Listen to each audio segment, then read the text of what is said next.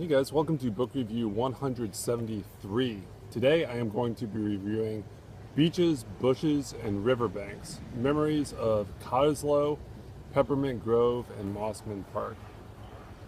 I'm also standing kind of close to a road, so if you hear some stuff in the background, forgive me.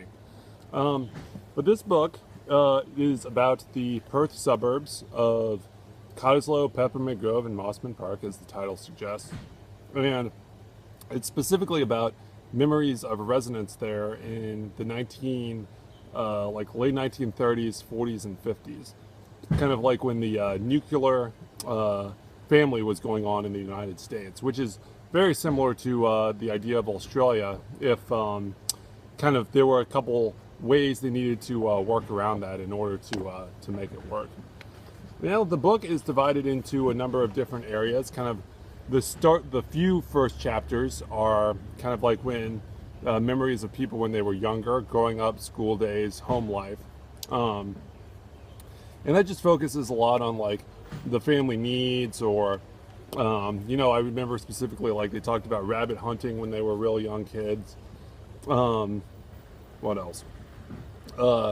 Kind of the ins and outs of everyday life, like having to get like shirts mended, kind of what was available, what wasn't available, like how refrigeration eventually came around, all those things, like meeting an American for the first time, all that kind of stuff.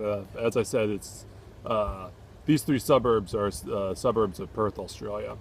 And I should say I got this book while in Cottesloe, which is quite interesting. Kind of the second section is about kind of adult life, courtship and marriage, shopping, entertainment, events, by the river, by the sea. I'm just reading the chapters now, but it essentially talks about like kind of the makeup of adult life and kind of how I feel like it's pastoral, even though it's suburban. I know that a lot of American cities tried to emulate that, but fairly quickly got off. Suburbia separated itself from nature, if you will.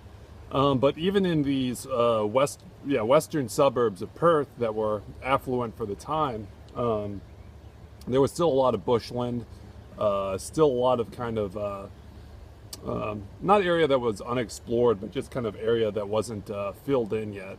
And something else mentioned in the book is that people would religiously push the quarter hectare acre, which I think is like the size of a property like a house would be on. Very similar to the United States, but like almost to the point where they'd probably be pushing the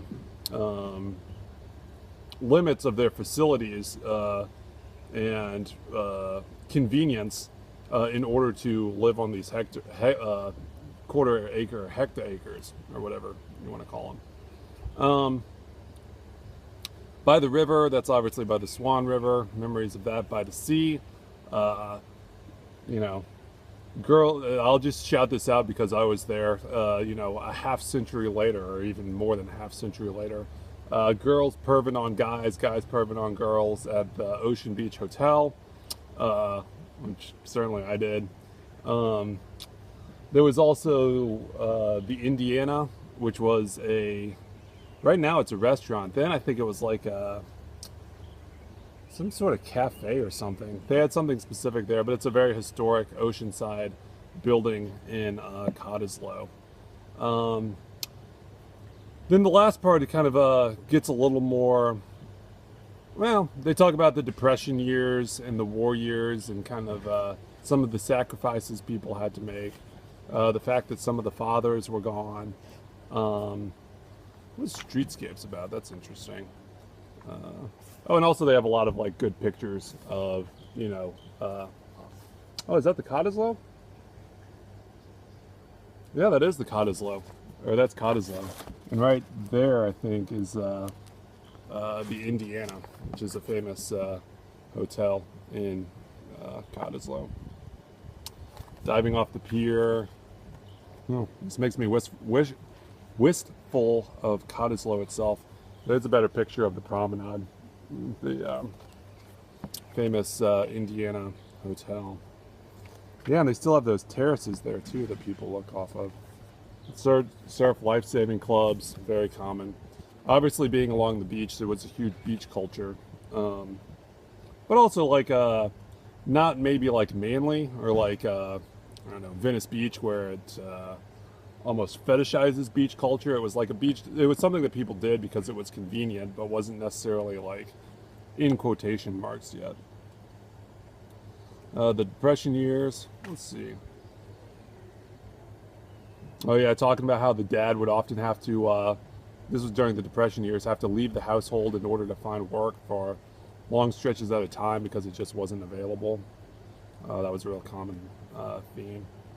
Oh, and the way the book is kind of written, it's written in these short. I should have mentioned this at the front, but it's written in these sort of like short, kind of anywhere from like you can't exactly see it, but anywhere from like one paragraph like this to like maybe like I think the longest might have been like 2 or 3 pages or something like that.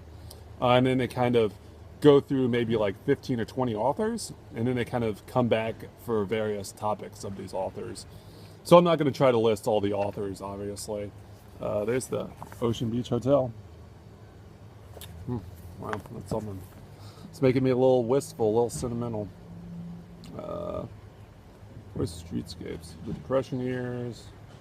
Local personalities. Oh, the guy that John Curtin, the equivalent of like Franklin Roosevelt or Winston Churchill, that was the Prime Minister of Australia during World War II, leading them through the risk from the Japanese, just as well as their wartime efforts in general.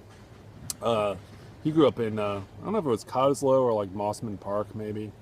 Or maybe it was Peppermint Grove. Those are the 3 areas, obviously.